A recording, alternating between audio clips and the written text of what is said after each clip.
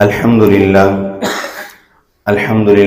وحدہ والصلاة والسلام علی من لا نبی بعد اما بعد اعوذ باللہ من الشیطان الرجیم بسم اللہ الرحمن الرحیم وما لی لا اعبد الذی فطرنی والیہ ترجعون اتخذ من دونہ آلہة ان یردنی الرحمن بضر لا تغنی عنی شفاعتهم شیئا ولا ينقذون انی اذا لفی ضلال مبین انی آمنت بربکم فاسمعون صدق اللہ العظیم اللہم صلی علی محمد وعلی آل محمد کما صلیت علی ابراہیم وعلی آل ابراہیم انکا حمید مجید اللہم بارک علی محمد وعلی آل محمد کما بارکت علی ابراہیم وعلی آل ابراہیم انکا حمید مجید۔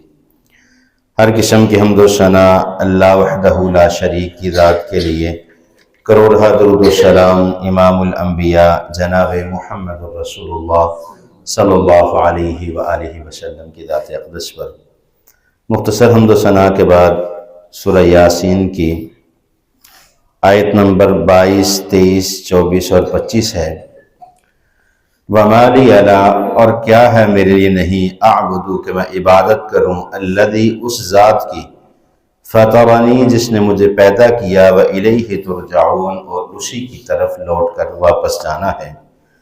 اَأَتَّخِذُ کیا تم بناتے ہو، من دونہ اس کے علاوہ، آلہۃ الہ، ان یردنی الرحمن یہ کہ ارادہ کرتا ہے رحمان، بضر لا تغنی عنی شفاعتهم شیئا ولا ينقذون کہ اس نے پیدا کیا ہے اور تم اس کے بغیر کچھ بھی نہیں کر سکتے۔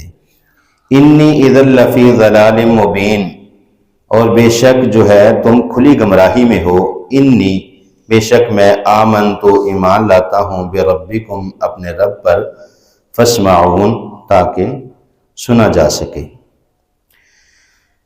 پچھلی آیات میں ہم نے بستی کی طرف اللہ رب العالمین نے جو 3 نبیوں کو بھیجا اور ان لوگوں نے مسلسل ان کا انکار کیا، پھر انہوں نے ارادہ کیا کہ ہم ان کو قتل کر دیتے ہیں یا پتھر مار مار کے رجم کر دیتے ہیں۔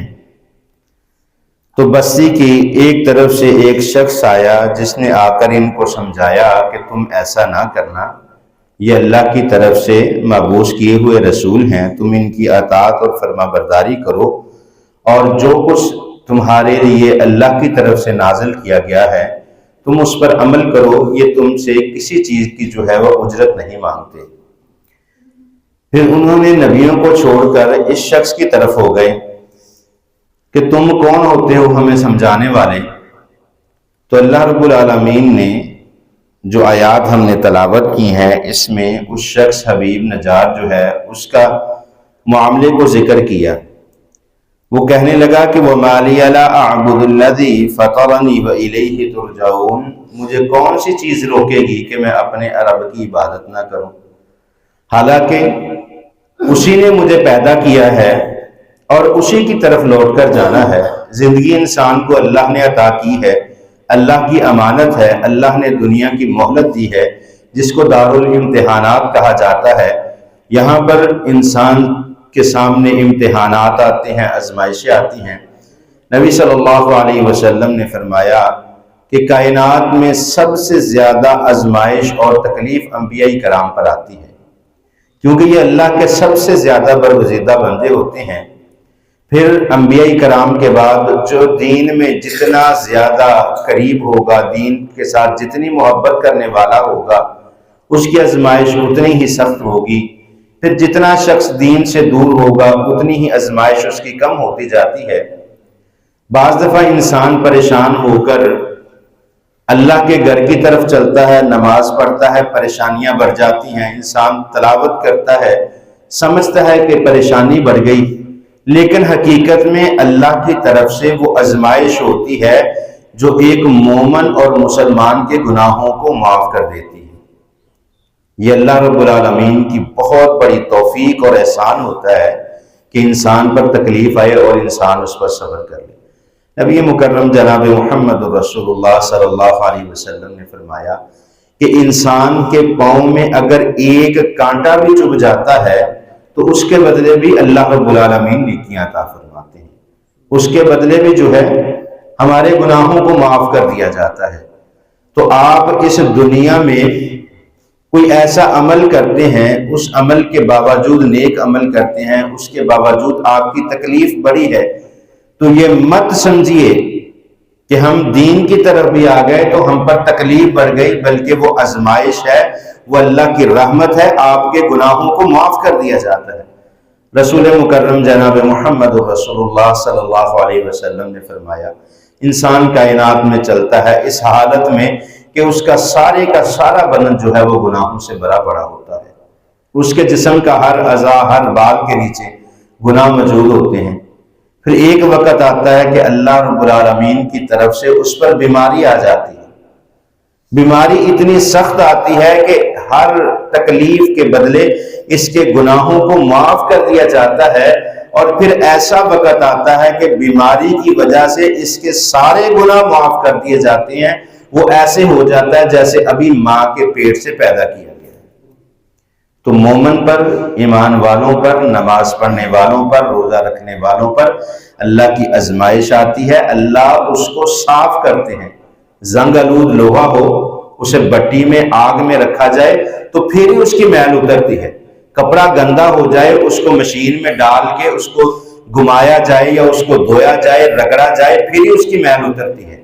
تو انسان کے جسم کی جو میل ہے وہ ان تکالیف کی وجہ سے، ان آزمائشوں کی وجہ سے، ان پریشانیوں کی وجہ سے اللہ رب العالمین بندے کے گناہوں کو معاف فرماتے ہیں۔ تو اس حبیب نجار نے بھی یہی بات کہی تھی کہ کون سی چیز مجھے روکے گی اللہ کی عبادت کرنے سے، جبکہ اسی نے مجھے فطرت پر پیدا کیا ہے اور پھر مجھے اسی کی طرف جانا ہے۔ اگر ہم اس دنیا میں، دنیا کی مثال جو ہے، کسی کو کوئی چیز دیتے ہیں، کوئی ایک دیکھتے ہیں ہم کہ یار یہ مستحق شخص ہے، اس کو میں کوئی چیز دے دوں، یا آپ کے امام صاحب ہے یا کوئی بھی آپ کے نیچے جو شخص ہے، آپ اس کو کچھ روپیہ، پیسہ، کچھ راشن، کچھ کھانے پینے کے لیے چیز دیتے ہیں، تو آپ کا احسان مند رہتا ہے کہ اس نے مجھے فلاں وقت میں میرا احساس کیا تھا، میرے گھر میں راشن نہیں تھا، اس نے سامان لے کے دیا تھا، میرے گھر میں سے کوئی فرد جو بیمار تھا، اس نے اس وقت علاج کروایا تھا۔ آپ کے اس کے احسان مند رہتے ہیں۔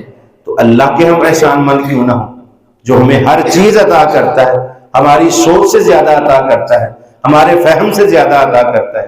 اب دیکھیں، آپ کسی بھی چیز کا ارادہ کریں، میں اکثر ایک بات کیا کرتا ہوں کہ انسان جب کسی چیز کا ارادہ کر لیتا ہے تو اللہ اس کے لیے خود بخود آسانیاں پیدا فرما دیتے ہیں۔ جب تک آپ ارادہ نہیں کرتے، آپ کو دنیا میں کوئی چیز نہیں ملتی۔ آپ آج ہی کسی بھی چیز کا ارادہ کر لیں، آپ نے سواری لینی ہے، آپ سواری کا ارادہ کریں، آپ ذہن بنانا شروع کریں تو دیکھیں کتنی جلدی وہ سواری آپ کو مل جاتی ہے۔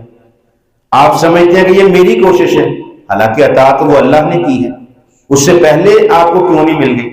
ہر چیز کا ایک وقت مقرر ہے جب اللہ نے اسے عطا فرمانی ہے۔ اَأَتَّخِذُ مِن دُونِهِ آلِهَةً إِن يُرِدْنِ الرَّحْمَنُ بِضُرٍّ لَّا تُغْنِ عَنِّي شَفَاعَتُهُمْ شَيْئًا وَلَا يُنقِذُونَ۔ اور اللہ رب العالمین فرماتے ہیں کہ کیا تم میرے علاوہ دوسروں کو معبود بناتے ہو؟ انسان پر اصل جب تکلیف آتی ہے نا، یا جب انسان دین سے دور ہو جاتا ہے، جیسا سورۃ بقرہ میں اللہ رب العالمین نے فرمایا، علامات نفاق میں سے جب بندہ اللہ سے دور ہوتا ہے تو اللہ رب العالمین فرماتے ہیں اس کے کانوں پر پردہ ڈال دیا جاتا ہے، اس کی آنکھوں پر پردہ ڈال دیا جاتا ہے، اس کے دماغ پر، سوچ پر پردہ ڈال دیا جاتا ہے، اور ان کے دلوں پر مہر لگا دی جاتی ہے۔ انسان کو اس وقت سمجھ نہیں آتی، وہ باطل کی عبادت بھی کرتا ہے، اللہ کے علاوہ غیروں کے در پہ بھی جاتا ہے، لیکن اسے سمجھ ہی نہیں لگتی، کیونکہ اس کی آنکھوں پر پردہ، کانوں پر پردہ، دل پر مہر لگا دی ہے، اسے پتہ نہیں چلتا۔ پتہ کس وقت لگے گا؟ جب انسان اللہ سے اپنے گناہوں کی معافی مانگے گا۔ نبی مکرم جناب محمد رسول اللہ صلی اللہ علیہ وآلہ وسلم معصوم عن الخطا ہے، اللہ نے آپ کے گناہوں کو معاف کر دیا۔ سب سے پہلے قیامت والے دن سفارش آپ نے کرنی ہے، آپ کی سفارش کے بغیر حساب و کتاب شروع نہیں ہوگا۔ آپ کی سفارش کے بغیر کوئی بندہ جنت میں داخل ہو ہی نہیں سکتا۔ جنت کا دروازہ آپ کے ہاتھ سے کھلوایا جائے گا، حوض کوثر پر پانی آپ کے ہاتھ سے نصیب ہوگا۔ تو نبی صلی اللہ علیہ وسلم کا عمل کیا تھا؟ ایک حدیث کے مطابق آپ دن میں 70 مرتبہ اور ایک حدیث کے مطابق آپ ایک دن میں 100 مرتبہ اللہ سے معافی مانگتے تھے، استغفار کرتے تھے۔ جب انسان کثرت سے استغفار کرتا ہے تو اس وقت اللہ رب العالمین دلوں کے زنگوں کو، دلوں پر جو مہریں لگی ہیں اسے کھول دیتا ہے۔ اور آج کل موجودہ دور کی بات کروں تو بارش نہیں برسی اس وقت، جو ہے اس سال جو ہے سردیوں میں، ہم شہروں میں زندگی بسر کرنے والے ہمیں شاید اتنی تکلیف نہیں ہے، بارش نہیں ہوئی، لیکن جو ذمہ دار ہیں جنہوں نے گندم کی فصل لگائی ہے ان سے پوچھ کر دیکھیں کتنی تکلیف میں ہے اس وقت، نہروں کی بندی ہے، آسمانوں سے پانی نہیں برسا۔ تو اللہ رب العالمین فرماتے ہیں فَقُلْتُ اسْتَغْفِرُوا رَبَّكُمْ إِنَّهُ كَانَ غَفَّارًا وَيُرْسِلِ السَّمَاءَ عَلَيْكُمْ مِدْرَارًا۔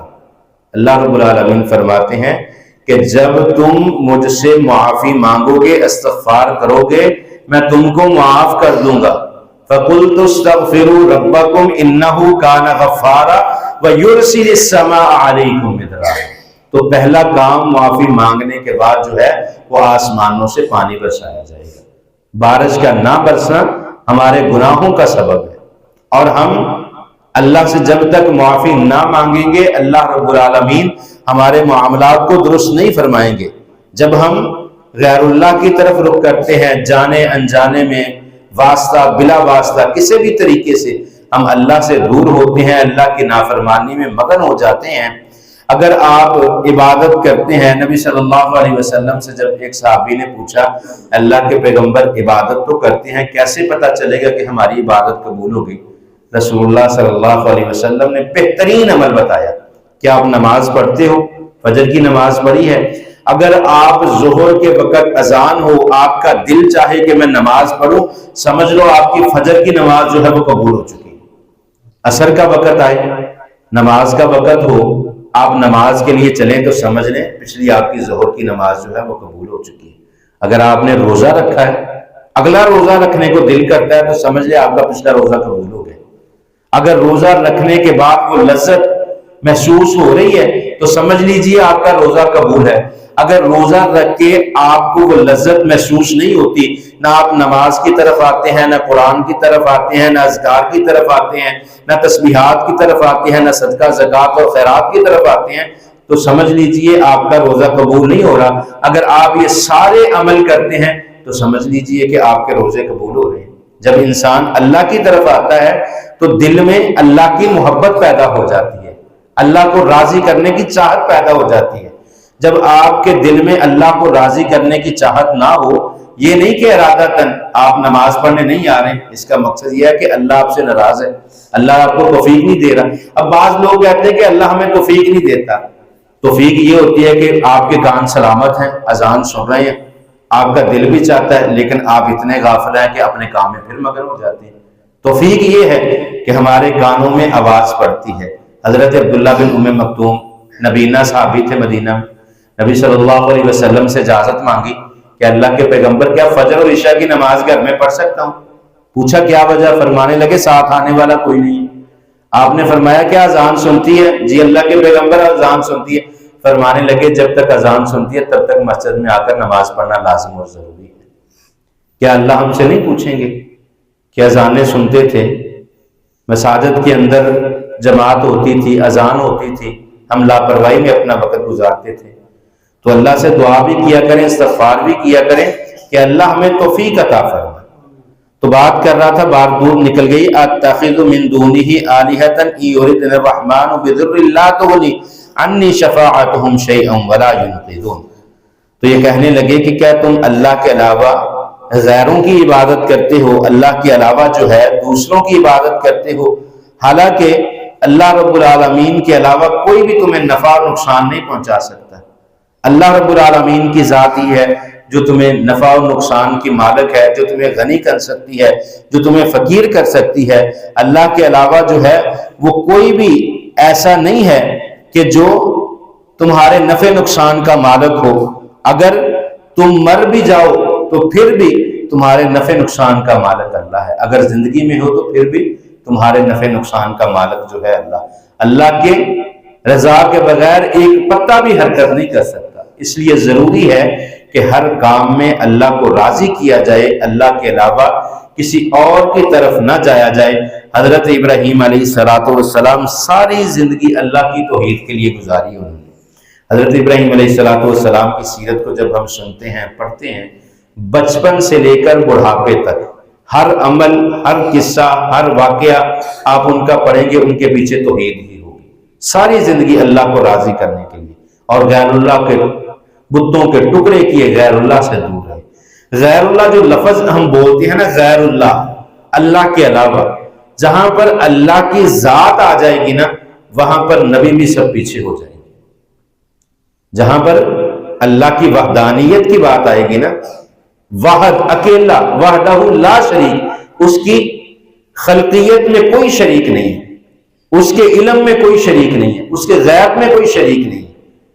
اللہ نے ہمیں، کیونکہ انسان کو اللہ رب العالمین نے اپنا خلیفہ بنایا ہے، خلیفہ انسان اپنے جیسا ہی چنتا ہے۔ اللہ رب العالمین کی جو صفات ہیں وہ انسان کے اندر پائی جاتی ہیں، لیکن ان صفات اور اللہ کی صفات میں فرق ہے۔ مثال کے طور پر سمیع بصیر، اللہ کی صفت ہے سننا اور دیکھنا، انسان بھی سنتا اور دیکھتا ہے، لیکن فرق یہ ہے کہ اگر زمین کی تہ میں ایک ذرہ بھی حرکت کرتا ہے تو اللہ اس کو دیکھنے والے ہیں۔ ہمیں دیکھنے کے لیے سب سے پہلے آنکھ کا ہونا ضروری ہے، پھر آنکھ کا صحیح ہونا ضروری ہے۔ ڈاکٹروں کے مطابق آنکھ کے پٹھے صحیح ہونا ضروری ہے، آنکھ کے اندر پانی کا ہونا ضروری ہے۔ اگر پانی خشک ہو جائے نظر ختم ہو جاتی ہے، پانی نکل جائے نظر ختم ہو جاتی ہے، پٹھے کمزور ہو انسان کی نظر کمزور ہو جاتی ہے۔